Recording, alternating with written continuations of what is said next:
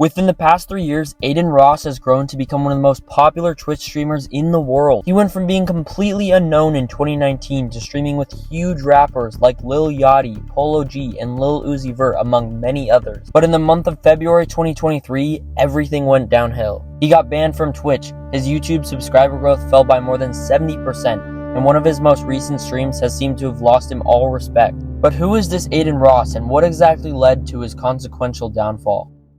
Well, his streaming career begins in high school in 2018, where he'd play NBA 2K recreationally at first, but after a year of doing it as a hobby, he knew he wanted more. After grinding through 2019 though, he only gained a few hundred followers, but in 2020, everything changed. He began playing wager matches against other 2K gamers, and LeBron James' son, Bronny, was one of them. They built a friendship through the game and partnered up to play against other people in wager matches. Bronny's clout benefited Adin greatly because it helped get his name out and grow his audience. And after a big win, Bronny put him on a call with LeBron James, and Adin's reaction was priceless. What's good, bro? It's LeBron? He said, is this LeBron? Yo, first of all, I gotta say, gigantic fan. I love you. I don't want to be a fanboy, but like, I love you.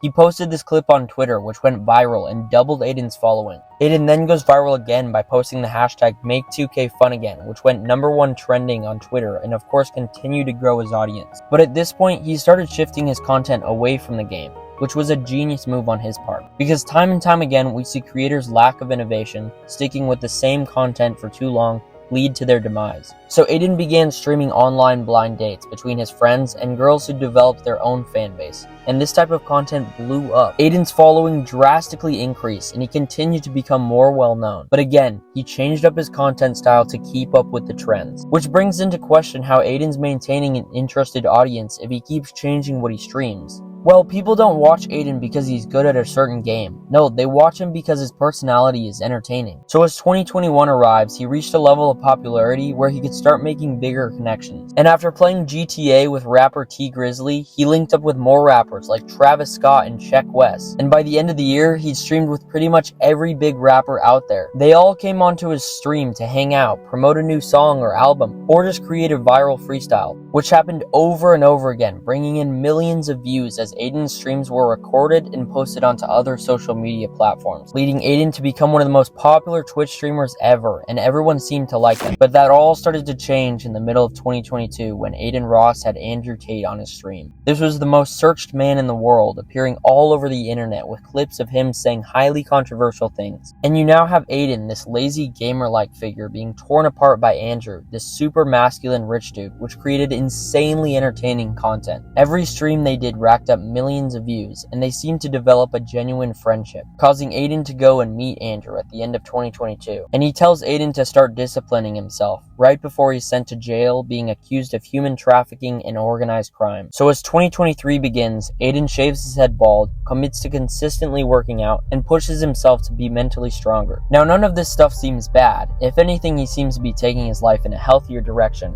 but this is not the full story. He first gets banned from Twitch for reasons still unknown, and then he decides to start streaming on Kick, a more lenient platform that got popular when Twitch banned gambling. Now it's here where he makes a series of bad decisions that get him canceled. On his first stream on Kick, he shows the Super Bowl to 100,000 people without any broadcasting rights. And then, even worse, he streams to his mostly underage audience, just to prove that he can get away with this stuff on Kick. He's also now seen as a massive hypocrite after a previous stream where he says he doesn't condone because of its harmful effects on young people. And to top it all off, he tweets out that there's only 2 genders, which goes mega viral, racking up 67 million views and making him even more of a controversial figure. Now, Adin does apologize for streaming, and he does seem genuine in his apology. So I think in all reality, he's just made some stupid mistakes, which to be fair, can't be thought out as easily when streaming. Adin's saying things and making decisions live as tens of thousands of people watch him for hours at a time, which is nowhere near the same thing as posting an edited video where parts can be censored. This is why so many creators stray away from live streaming, because they're afraid they'll say or do something they shouldn't and get canceled from it.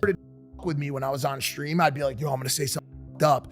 I'm going to say something that I would never, ever say in real life, and it actually became a major problem with me. It was one of the reasons I stopped streaming. But as bad as things seem for Adin, he's been through this before. This is his 8th ban on Twitch, and by far the worst, because it seems he'll permanently be removed from the platform. But most of his bans have only lasted between a day and a week. One of them lasted less than 30 minutes after he was swatted live on stream. So that brings us to his latest ban, which we're still unsure of why Twitch actually banned him, but he seemed to be warned beforehand. And you basically said, hey man, if you keep doing controversial stuff and you keep saying certain things and you keep basically, promoting certain things on your stream, we're gonna have to take you down indefinitely. And because Adin refused to change, he was removed from the platform 14 days later on February 25th. And he's been banned ever since. So love him or hate him, he's doing things the way he wants to do them, rather than trying to follow the strict and hard to follow guidelines of Twitch. So we'll see if Adin can recover from this fall. But here's a video on another controversial figure, Iman Gaji, a millionaire known as the Andrew Tate copycat.